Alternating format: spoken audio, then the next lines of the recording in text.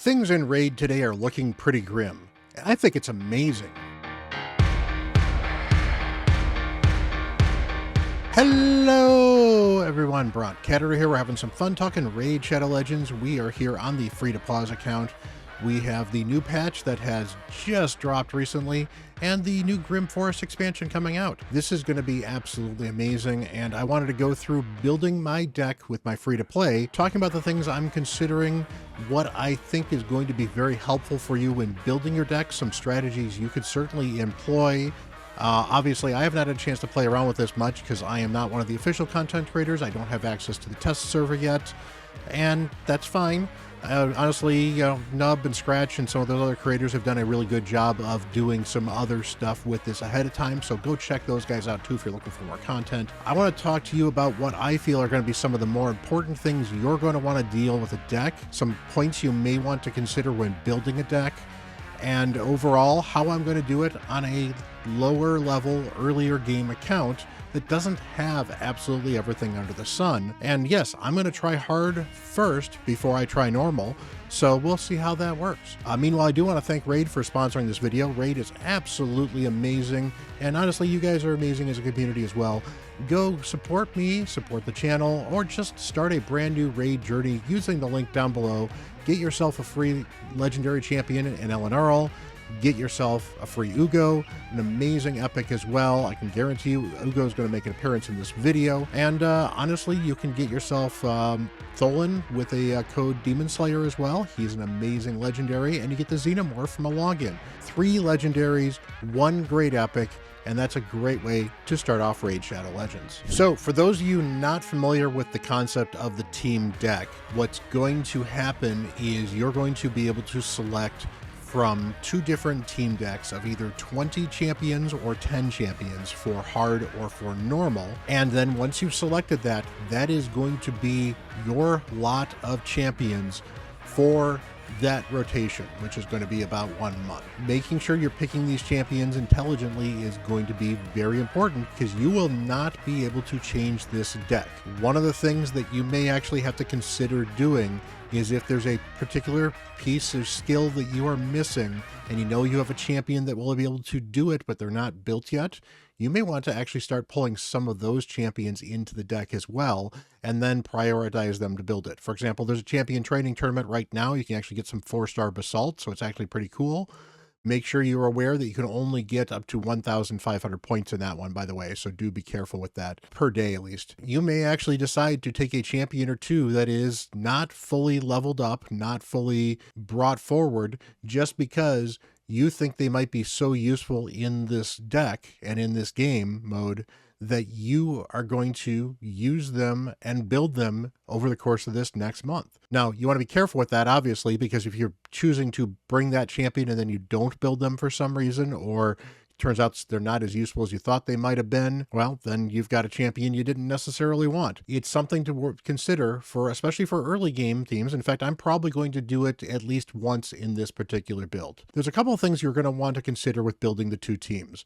One you might think might be a good idea would be to do damage dealers on one of the decks and then non-damage dealers and support champions on the other deck.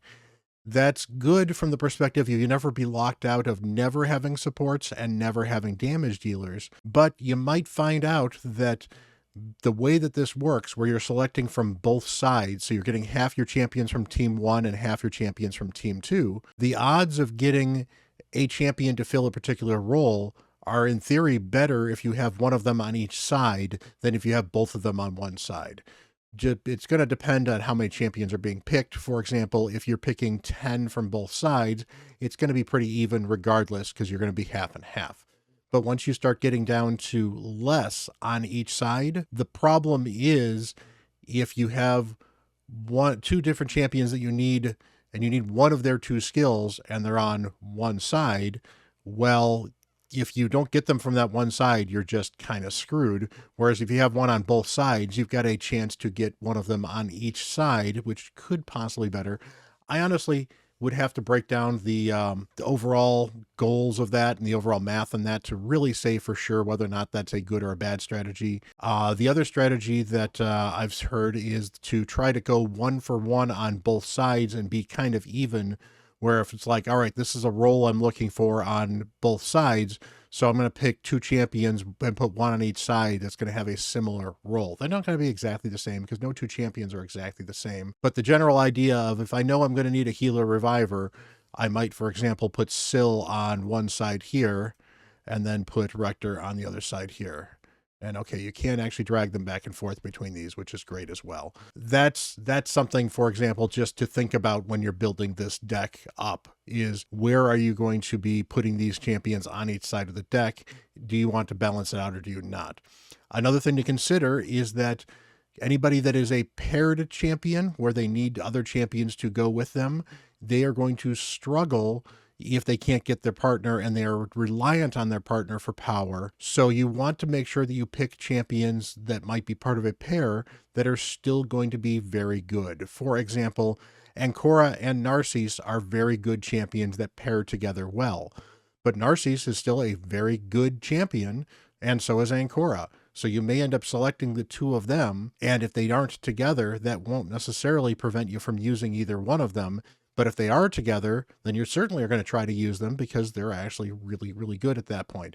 But it's also going to depend on what content you're bringing them into, wave content versus boss content. What are the things that are going to be really important to deal with when you are looking at champions in the first place? Well, as we mentioned, you're certainly going to be looking for healing and support at some level. So I'm actually going to start off here and I'm going to throw the Rector and I'm going to throw Syl on the other side. So we'll do that for now. So that gives me a good healer reviver on each deck so far. And I think I'm going to do this spaced out version. And then there's a couple other champions that I think fill similar roles that are going to be good to bring.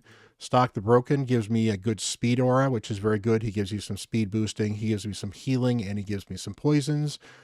Also the same thing for Eurogrim. So I'm going to throw them on either side of this particular ability as well.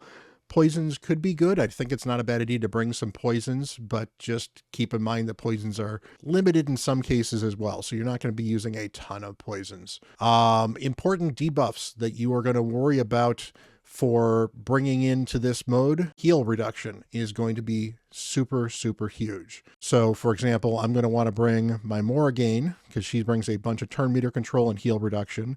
I'm going to want to bring a Venom Mage because she also has some heal reduction. Only 5 stars, but I think I'm going to bring Lemonici because heal reduction is really, really critical. And then I'm going to bring one of my Cold Hearts because Cold Heart has an A1 that's got a bunch of, 100% heal reduction on it, so it can be very useful for reliably landing and keeping up heal reduction as well.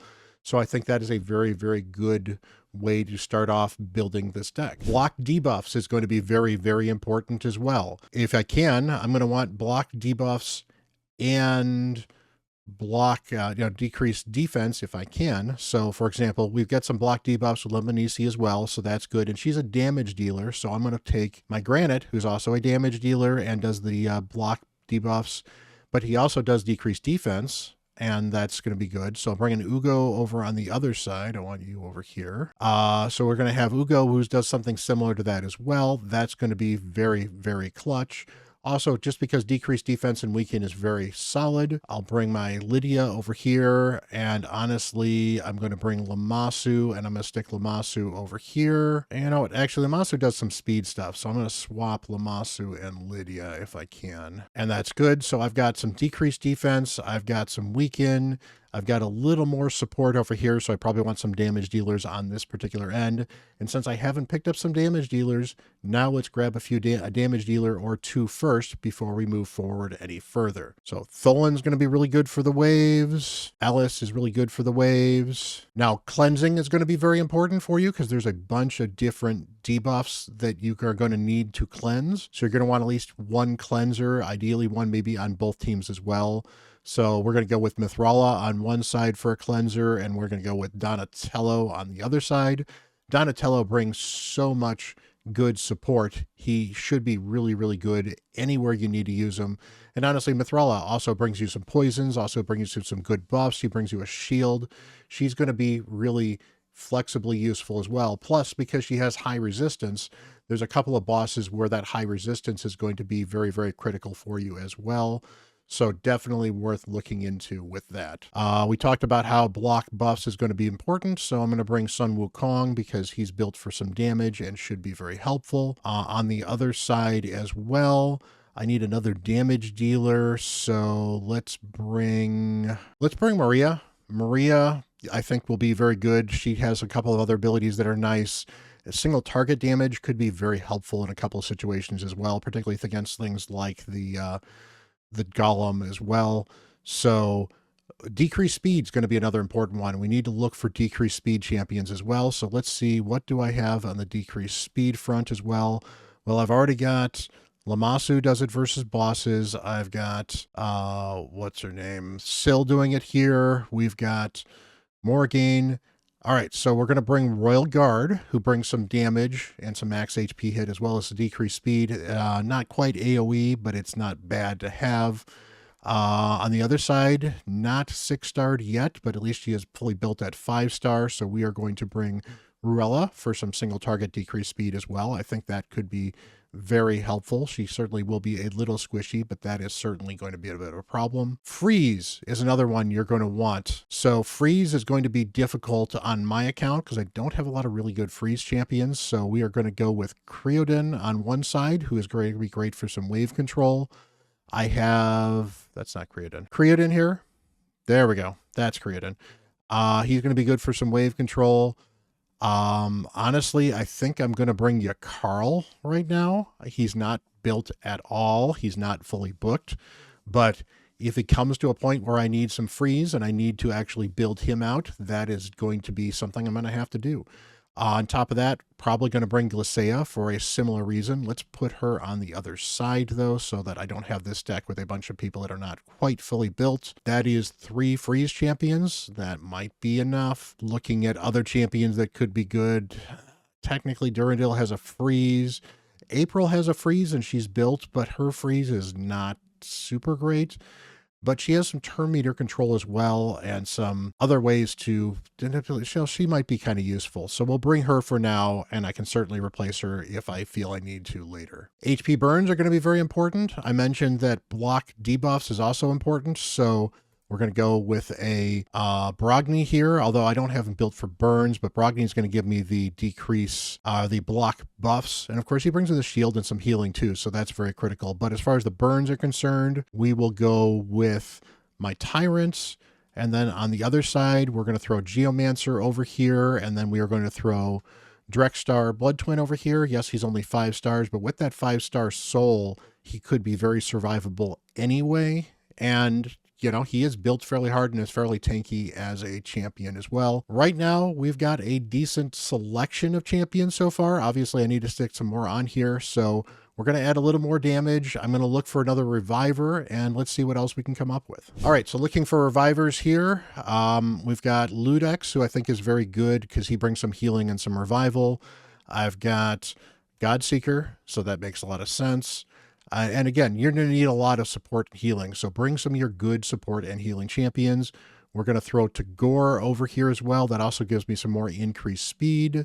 And then we're going to go with Dur the Hungerer. Dur the Hungerer, at least the way I've got him built here, he is super tanky. He has a lot of healing as well. And he's, you know, he's 6-star and fully built as a reviver, and he's got a reviver that revives multiple targets. So that's going to be very helpful. I don't have a lot of multi-target revivers. I do have Arbiter, so maybe Arbiter will get on this squad, but we're running low on slots. And honestly, I still need to bring a little more damage as well. So I mentioned I needed some more block debuffs, so I'm going to throw Yuzan in there as well. He does do block debuffs, so that's going to be good. He's got a bit of the cleanse as well. That's the only other champion I really have built that does it reliably, so maybe I need to build another one at some point. But he's at least got some gear on him. And again, I can move gear around in these champions too. So not having gear isn't the worst problem to have here, because gear swapping is free, so keep in mind you can swap the gear whenever you need to. Okay, looking at tanky nukers we have here, we're going to go with Magnar on one side and then Embrys on the other. That's going to give me a couple of more nukers, and being HP nukers, they're going to be very, very helpful there as well. I do want to bring, I think, the other two turtles, or the other three turtles actually. So let's get rid of that selection there. Michelangelo is definitely a very good utility turtle because he does a bunch of other stuff. So if I happen to have him with Michelangelo or Donatello, that's great. Raphael is just a pure damage dealer and is honestly kind of squishy, so maybe he's not going to be as good. Leonardo is pretty solid as far as a damage dealer is concerned, but he's not as broken without the other turtles as some of the other champions you might have otherwise. Bringing my Valkyrie would be good because she's going to bring that huge shield, and she also brings some ability to do some turn meter control when the enemy buffs, which might be helpful against some of the bosses and definitely going to be good for some wave clear. As far as wave clear specialists are concerned, Fabian, I think, is going to help with the wave clear as well because he can keep locking people out. So if I happen to have him on a wave stage, that is fine. Wouldn't mind something like a provoke. So maybe a Molly is probably not a... Molly's a really good provoker. And then I think we're going to go with... Yeah, I think we're going to go with Skaramis here. So are there some good champions I've probably left out of here? Yeah, I didn't bring my Whisper. That could be interesting, but my Whisper is only built okay. Ooh, Emic. I wanted to bring Emic. So Emic is going to go in here instead of... Molly's just too clutch to have as a reviver. So let's bring Emic in there as well as a good utility champion as well. So yeah, so let's take a look. This is where you kind of take a look and see if there's champions I haven't brought that are missing. So we've got Leonardo. Yeah, I talked about him. I could use the damage, but I don't need too many damage dealers. Raphael, if I brought Raphael, it might be instead of Sanguine Maria, but I think Sanguine Maria is probably going to be a little more survivable because she does have some damage reduction. I could certainly bring a Rhodos instead, but I like having a force damage dealer, I've got a bunch of force damage dealers. I've got a magic damage dealer there too. Leo is Void is the one thing that he is that helps him as a damage dealer over any of the other champions that I might bring. UDK, I don't see bringing him as great. Crocad wouldn't be a horrible option. Mine is not built super well, but he is there and he does bring some magic damage and some AoE damage. He might be a good replacement for Sanguine Maria, particularly because he does have the AoE A1, but I think Maria is going to be a better just single target knockdown champion for some of the bosses where I might need to worry about that. So I think that's going to be good. Quintus is certainly a good option as well. He does a lot of really good boss damage with his A1 and his passives as well, so that can be very, very helpful. But honestly, there's a couple of bosses where they cannot take max HP damage, period, and that could be problematic for him as well. Arbiter could be good, but I'm really not seeing a champion I want to remove for Arbiter except for maybe Ludex, but Ludex does so much healing as well. It was the turn meter boost, and his revive is still pretty solid. So I'm not going to complain too much. Taragi wouldn't be a bad champion to bring. For the most part, I'm pretty happy with everything I have brought here. I've got some turn meter control. I've got some increased speed. I've got some decreased speed. I've got some decent damage. I've got a lot of the support debuffs I'm looking for, and that's really kind of what you're going to be looking for when you build a deck.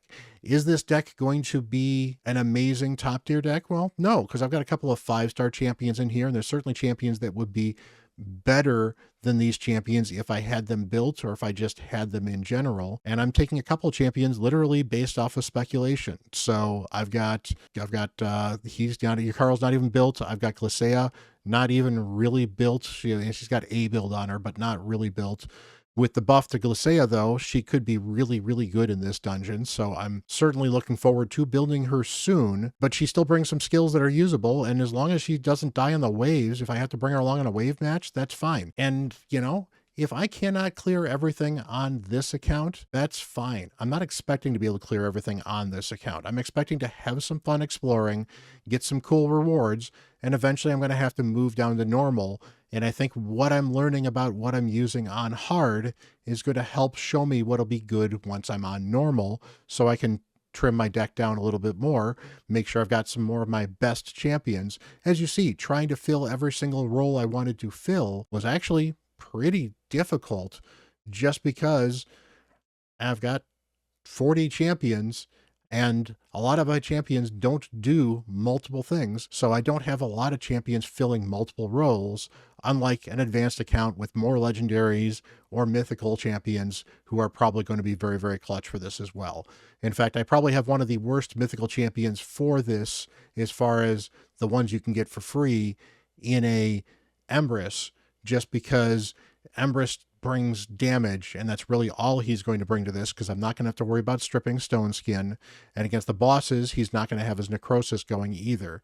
But, you know, he's a good damage dealer. He's super tanky. I cannot complain about this too much at all. Is there anything else I want to do to swap things out around here? Maybe swap, let's swap you. I think that's good, because I think this one's a little weaker there. And then let's swap you two, just because there were a couple more champions on this that are not quite as fully built. So, perfect. So that is my deck. We'll see how it works, but there's my thoughts in building a deck, and I think that's going to work fairly well for me. Whether or not you want to go all damage on one side and all support on the other, the big problem I think that's not going to work is that means you're going to need 20 different damage dealers and then your 20 different supports, and you might find you struggle to hit all of the different buffs and debuffs between your supports and damage dealers. So I think actually kind of doing it the way I've done it right here is going to give you a more balanced roster. And even if you do it this way and then shift everybody to one side versus the other that you want either as the supports or the other ones, is fine too. I could certainly take this deck and shift all my damage dealers to one side and shift all my supports to the other side, and then it wouldn't be a problem. But I'm going to give this a try and see how well this works. And here's the thing. Nobody definitively knows what is the best deck you can possibly build for this yet, because this content is just too new. You just try some things, have some fun, and, experiment with a few things. If you think there's some champions that might be really good, feel free to bring them in there. Just make sure you kind of know what you're looking to attack with the various bosses, and then you know the roles that you need to fit when you're going in towards this content. This content, again, I think is great because it really does show that you need a variety of champions, which is Raid's strength, to get content done. And as you can see here, I'm struggling to get all the champions I want to onto this roster, and I'm still an early game account. I've got plenty of champions I love using, but these are the ones I think are going to be very, very critical, and the few that I think might be a bit of a mistake are still niche enough that they could be the best option for me if I have nothing better. Okay, this is actually kind of important as well. Once confirmed, this will be your squad for the Grim Forest rotation. You can change up to 5 champions using specific resources found within the Grim Forest. There are ways to swap out other champions. Actually, knowing that, I'm going to change a thing or two, because there's a couple of champions I think I'm not going to bring, and if I find I need them, I'm going to build them and then bring them in later on. So let's go back and take a look at that. Okay, we're going to take out Yakarl and Glycea for now, just because if I can bring them in later, I don't know which one's going to end up getting built first. I don't know how important books are going to be, and it's entirely possible Cruden might be good enough for me to get by with what I need. What do we need that I'm kind of missing I was worried about? Damage seems to be a thing that might be kind of good. That is where a Crocad, for example, could be an interesting pickup in here. My Durandil certainly does smack, and he does bring a freeze on that A1, so I could certainly try to bring that A1 freeze and see if that's effective in some cases. He also does some turn meter boost as well. Crocad brings weaken though, which is kind of nice to have, so we're going to grab Crocad, and I think I'm going to throw him on this side. Yeah, you know what, we'll grab Leonardo, and in fact, since I can swap one other champion out. Yeah, okay, we'll put Leonardo in here as well. Actually, you know what? We're going to put you in there, because I know you as a damage dealer are going to do a good amount of damage. So put Quintus in here as well. And that's going to give me another void damage dealer as well. How are we as far as balance is concerned? Pretty good overall. I've got some force magic. Let's swap you two just to get that. There we go. So I've got a range of different damage dealers on both sides of this. Got more spirit over here. Let's swap the spirit and the force there, and we are good to go. It's not perfect, but this is my final deck roster. So let's get this set and confirm this and hop into the Grim Forest. So basically, all this energy we have up here, each click on here is one energy. So I've gotten this spot right here is where I started, and we can slowly but surely move forward. So I can go down here, that uses an energy, and that shows me two different things here. And now I can see here, I can go up here and fight a Mortu Macabre as a boss, for example, and get myself some chickens and some brews. And then over here, I can go get some energy if I want to. And I can kind of explore a little bit and unlock a little bit of the map without actually doing anything. So here's a Lord Champ Fort where there's some chicken and energy. Get this one over here. And as you can see, I can slowly but surely see some stuff. I get some extra experience for the day. You know, I'm actually going to kind of explore it. And I got ambushed. So Grim Forest hides much trigger, but where enemies will ambush you and try to stop you. And it looks like I got ambushed by a chest. Ooh, how vicious. I got ambushed by a chest. So let's go take on Lord Champfort and see what that kind of looks like. So this is an easy battle. So I'm going to get 10 champions on each side. There's the moderate ones where you're going to get 8. There's the hard ones where you're going to get 6. And those are the purple and then the red. Not purple. I think it's actually blue and then red. So blue ones are going to be 8, I believe. I'm not sure what the color is, but regardless, there's going to be a medium ones that'll have 8 champions on each side. And then there's hard ones that are going to have 6 champions on each side. So you're going to slowly but surely lose out on the ability to get more champions. And I guess there's the super special secret area that goes you down to 3 or 4 champions per side, which is going to be really, really rough for a lot of people. So this is the boss we're dealing with. We're dealing with Lord Champfort. We're going to have to deal with the reviver there as well. So let's draw some champions. You do have 2 redraws per day. You can eventually get up to 2 more of them. I recommend not redrawing from this screen. So we're going to confirm right there. Redraw from this screen, because you can redraw from up here if you decide that this is not going to work for you. But here's the thing. If you don't like that particular draw, you can always go somewhere else. But now that this is drawn, you now have to redraw this at some point in time later on. I don't know if this resets on the day, but I know the redraw tokens reset on the day. So if you find you can't do content and you're out of redraw tokens, just go a different direction. And eventually you should be able to find a team that shouldn't have a problem dealing with this. That said, I don't see this being a huge problem because I've got a bunch of good champions here. Let's actually go with Lamasu and get that speed up. Get a Sill here for some healing. We've got 2 damage dealers as well already. And do I need anything else? Any debuffs I need to worry about? No, but I do need to worry about that. So let's bring Fabian to lock everyone else out here as well, because I can't lock Lord Champfort out because he's the boss, but I should be able to lock out everybody else. So this should be pretty good. That'll worry about the buffs. That'll help lock people out. And then I've got 2 damage dealers. So let's get started on this one. Now, it does look like these bosses are going to have waves. So we're going to just kind of manual the waves until we don't need to anymore. Because I don't see Lord Champfort right here, and he's definitely not a boss at the moment. So I could have fully autoed the waves. There was a Shamail on the second wave, though, so I decided I was going to just manual that as well. Plus, I got all my skills back up and running, ready to go.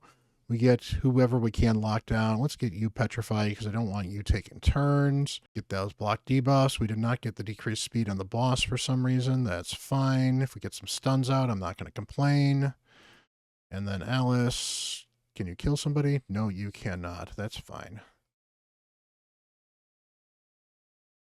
But yeah, we're going pretty fast here. So this is not really threatening me too much. Whoa, I spoke too soon. He kind of smacks. But here's the thing. If I lose this fight, I don't lose anything at this point in time. I just get a chance to go back and start from scratch and pick from the deck again and see if I can, you know, find a better team that's going to work better against this particular fight.